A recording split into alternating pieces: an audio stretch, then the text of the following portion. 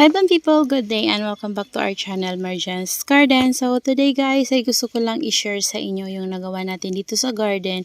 So nakapag-rearrange ako at nalinisan na natin yung dulo ng ating rain or... So yun yung dati nating rain or shine area na nalalagyan ng ating mga propagations. So ito guys, ito na yung bagong ayos ng ating cactus. So napakita ko na to sa inyo before. Pero ito, binago ko yung nandito kasi pinagkasya ko talaga yung iba kong cactus guys. Para sama-sama lahat ng cactus ko dito. Ayan, may bunga yung ating white mellow. Ayan, may bunga siya guys. And the rest naman is ay may bulaklak. Ayan, yung bulaklak. Ayan. So, dito guys, ganun pa rin yung ayos natin. Ayan, meron pa tayong lalagyan dito na area. Tsaka yan, no. Ayan, kasi kinuha ko yung lagay dyan. Nilagay ko doon sa kabila nating rain or shine area. So, dito naman guys, ay nakapag-propagate ako ng Sharan, Sea Peach Snow, and Murasaki. So, halo na sila guys kasi pinagkakat ko lang yan. Dito banda sa area na to. Ayan, dito banda guys. Ayan, kasi sobrang ano na, matatanda na yung puno ng ating mga peach snow. Ayan, saan ko pa ba kinat yung iba? Ayun, sa Murasaki propagation natin. Yung nandito banda guys ay kinat ko. Ayan, kasi yung una natin na kinat, nagkaroon na siya ng mga bibi. So, ito, mayroon pang dalawa. So, dahil legi na rin siya, kinat ko na lang din guys, para magkaroon din siya ng bibi at mapuno na siya guys dyan. Sapat na yan. Ayan, kasi yung mga pinugot natin before, ang gaganda guys, oh. Yan, ito, cuttings lang to guys. Kaso, dehydrated sila ngayon kasi hindi ako nakapagdilig kasi kakauwi ko lang din guys. Yan, busy kasi tayo ngayon. Ayan, paalis-alis tayo. Tapos this one, propagation ko ulit guys ng peach snow and Murasaki. So mga leaf propagation yan guys, galing dito sa mga pot na to before. Yan yung mga leaf propagation na hinuhulog ko lang dyan dati. Tapos kinuha ko siya nung naglagay ako ng garden soil sa kanila. So dito siya. Ito yung dating nasa ilalim nito. Nilabas ko na siya. Tapos, tinanggalan ko ng mga lower leaves. So, dahil leggy na talaga siya guys. Ayan, tingnan nyo umaalog-alugo. Mga leggy sila guys. So, ginawa ko, kinat ko. Bago lang yan guys, kakagawa ko lang ngayon.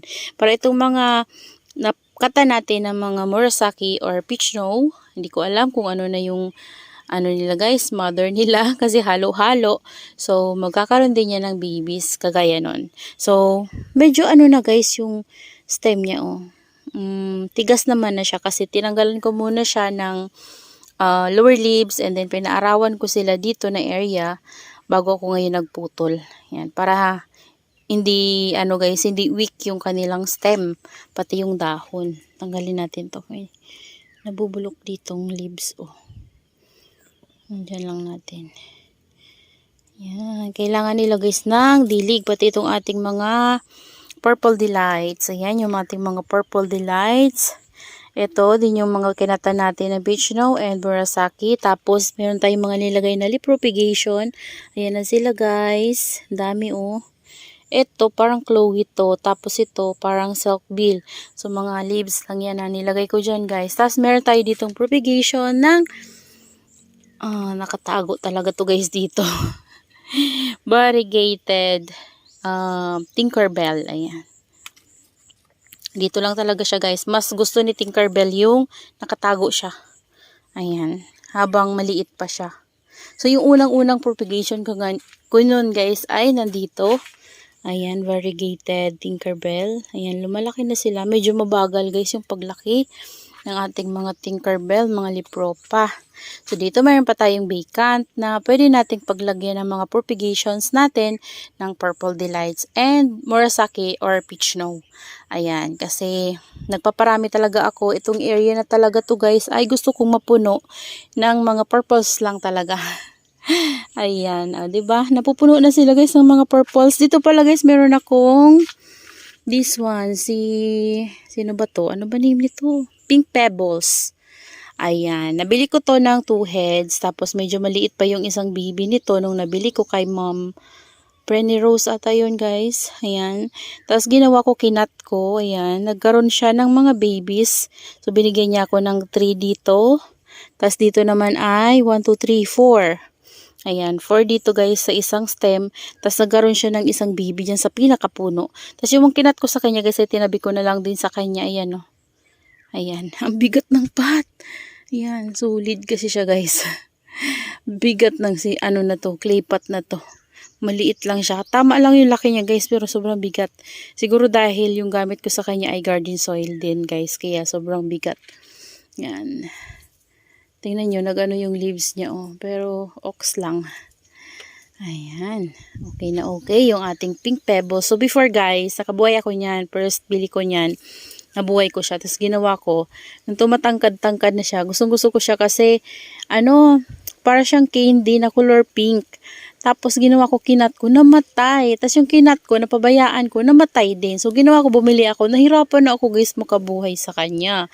Kaya ang ginawa ko naman ngayon, dahil nabubuhay ng maganda yung ating mga succulents dito sa, ano guys, sa area ko, nagamit yung garden soil, tinry ko siya guys lagyan ng garden soil. And sabi nila, hindi daw, ano, ayaw daw ni Pink Pebbles ng osmocot.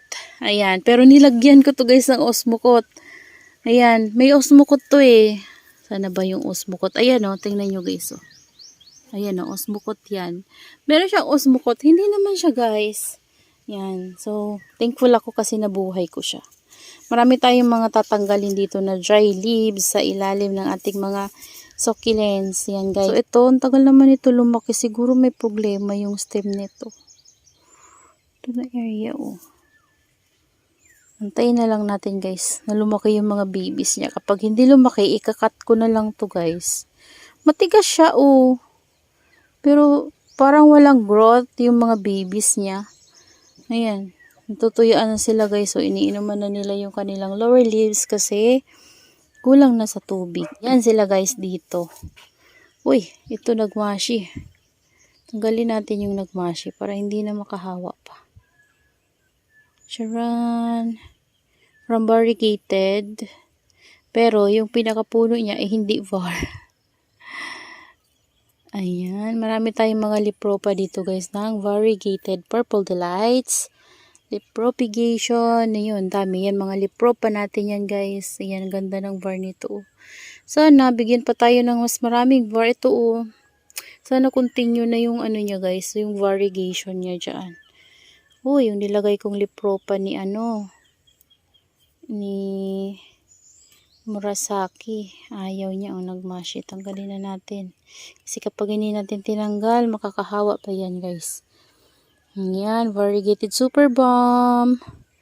Super Bomb. Ito, galing din to sa var. Ewan ko kung bakit wala na din yung var niya. Ayan, nandito ko palagay siniksik yung ating mga lipropagation na transfer dyan. Yan, kasi baka lumakas ng sobra yung init, masunburn sila, so ilagay ko sila dyan. And mas mabilis silang tumangkad kapag medyo malilim-lilim yung area na napaglalagyan sa kanila. So meron pa tayong space dito, siguro mga 1, 2, 3, mga 4 pots pa siguro na ganito kaliliit guys.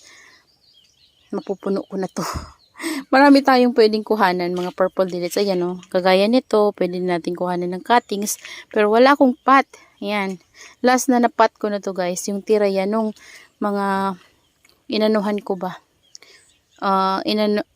Niripatan ko ng mga Echeveria succulents natin. Ito ganda ng var guys. So, may mga lipropa din tayo. Ayan. Ito, kinat ko kasi nabubulok siya. So, ayan. I think okay naman na siya. Kapatong lang siya dyan.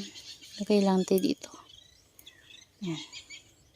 Tapos ito, galing sa lipropa na variegated purple delight. Pero nawala yung mga var nila guys. Pati ito oh. Ito yung mga una-una kong mga propagation from variegated purple delight. Pero wala yung mga var nila guys. Nawala. Antayin lang natin guys. Malay nyo diba kapag nag-cut tayo, lumabas yung variegation. Ito nga sobrang lelegi na guys. So tingnan nyo oh. Yan, ito yung mga cuttings natin before. So, iniisip ko kung pabayaan ko na lang siya na maglegi, mag-trailing dyan. Kasi meron naman tayong mga maliliit sa ilalim. So, hayaan ko na lang siguro guys. Ito, sobrang tagal talaga nitong purple delight na to guys. So, hayaan nyo na. Dami naman nating purple delight. Ayan, parang may nagpunggos dito. Ayan, tanggalin natin. Yan, ito din legi na guys. So, yan, marami tayong mga leaf propagation sa ilalim. So, kapag kata natin yan, makakalbo sila.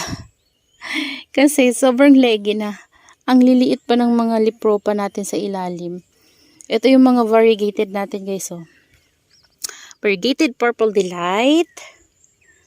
Ayan, ito parang may var. Ayan. Pero dito parang wala na. Ano ba yan? Full var naman kasi yung binigay. Tingnan nyo, guys. Ang ganda ng var sa ilalim, mo. Wow, super taba din. Yung mga nandito, hindi na var. Pero, meron na naman tayong mga bagong lipropa. Ayan, parang may mga var. Ayun, kita nyo ba, guys? So, ayan lang natin sila dyan. Makikita natin yan kapag lumaki na sila, guys. Makikita natin yung growth niyan. Pag marami yung var na lumabas.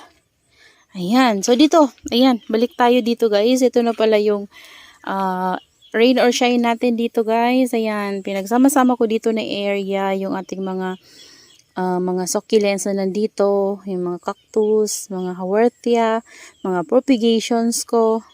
Nandito na area guys. And ang dami kong pot na tinanggal dito sa area na to, yung mga pot ng mga propagation ko guys before namatay sila dahil sa sobrang init nung summer. So, ginawa ko, tinapon ko yung soil mix dun sa gilid na yon, tapos pinagtatambak ko yung mga pots para hindi magulo.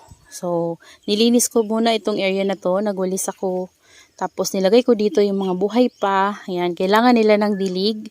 So, kailangan natin tong diligin. Siguro mamaya na guys, kapag nakapag-lunch na ako. Anong oras na ba?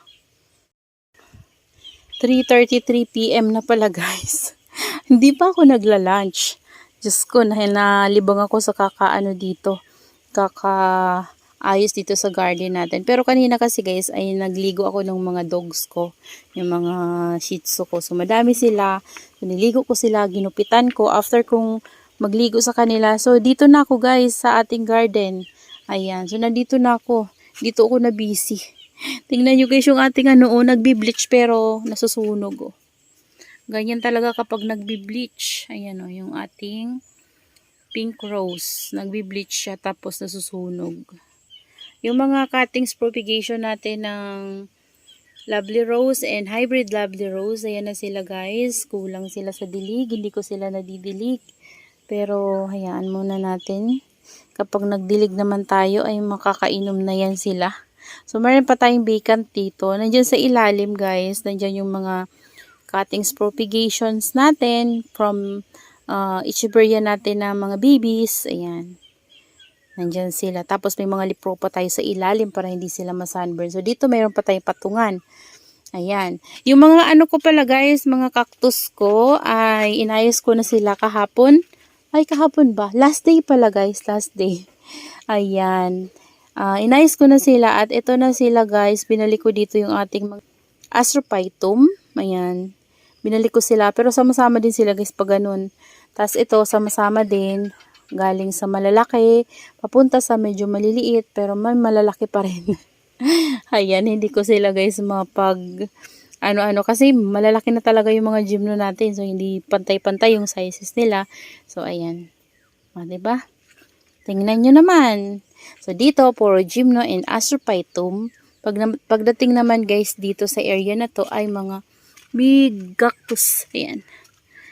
So, naaliw ako sa mga cactus guys. Tuwang-tuwa ako sa kanila. Ayan. So, yun lang guys. That's all for today's video. Yan, I hope you enjoy watching and see you on my next vlog. Happy gardening everyone. Bye-bye. Habol ko pala guys. Dito meron tayong mga pinropagate na mga cuttings ng ating kalangkawi. Ayan. Ito yung ating Indonesian kalangkawi. Ayan, pink kalangkawi ito. So, dito meron din tayo mga propagations ng Mendoza. Ayan yung mga nasa, ano ko before guys, prosperity pot. So, wala naman laman tong pot na to. Diyan, pinagsisiksik ko. Ayan. So, palaguin na lang natin dito sa loob ng greenhouse kasi yung mga nasa labas natin ay nalulusaw sa sobrang ulan. Ayan lang guys.